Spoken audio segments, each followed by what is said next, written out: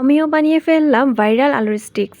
আমার ছেলে তো ফ্রেঞ্চ ফ্রাই খেতে খুব বেশি পছন্দ করে, তাই মনে হলো এই স্টিক্স বানালে তো ও অনেক বেশি পছন্দ করবে। চলুন রেসিপি আপনাদের সাথেও শেয়ার করি। লাগছে অবশ্যই আলুগুলোকে বয়েল করে নিয়েছি। আর এখন দিয়ে দেব লবণ স্বাদ মতো, লাগবে জিরার গুঁড়া একদম অল্প পরিমাণে দিয়েছি, তারপর লাগছে মরিচের গুঁড়া স্বাদ মতো, আর দিয়ে দেব এখানে জিঞ্জার পাউডার পরিমাণ মতো। আপনারা চাইলে এই জিঞ্জার পাউডার স্কিপ করতে পারেন, জিঞ্জার পাউডারের স্মেলটা আমার কাছে ভালো লাগে তাই আমি ইউজ করি। তারপর এখানে লাগছে কর্নফ্লাওয়ার।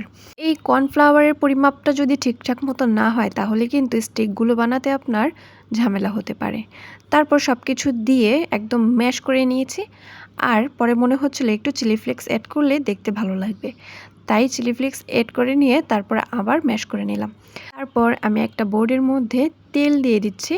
তেলটা দিয়ে আলুর ম্যাশ করে রাখা ডোটাকে খুব ভালোভাবে বিছিয়ে নেব, সম্পূর্ণ সাইড একদম সমান করে, ওপরে সাইডে সব দিকে করে নেওয়া হয়ে গিয়েছে। এখন ছুরির সাহায্যে আমি আমার শেপ মতো কেটে নেব।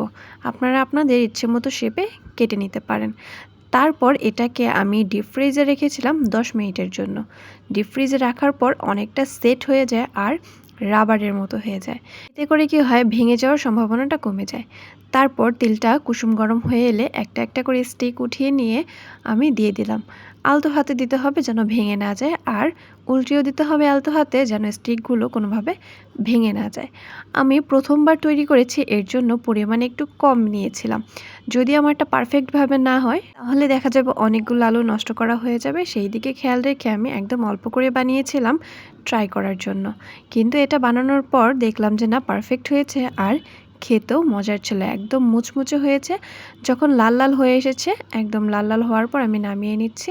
দেখতেই পাচ্ছেন কালারটা একদম রেড গোল্ডেন ব্রাউন করে নামিয়ে নিচ্ছি। আর ওপরটা একদম ক্রিস্পি, ভেতরেও অনেকটা ক্রিস্পি হয়ে যায়, খেতে অনেক মজাদার। অনেকেই বলেছে যে পারফেক্ট হয় না, আসলে এখানে কর্নফ্লাওয়ার দেওয়ার পরিমাপটা ঠিকঠাক মতো রাখতে পারলেই কিন্তু আপনার স্টিকগুলো একদম পারফেক্টভাবে বানিয়ে নিতে পারবেন।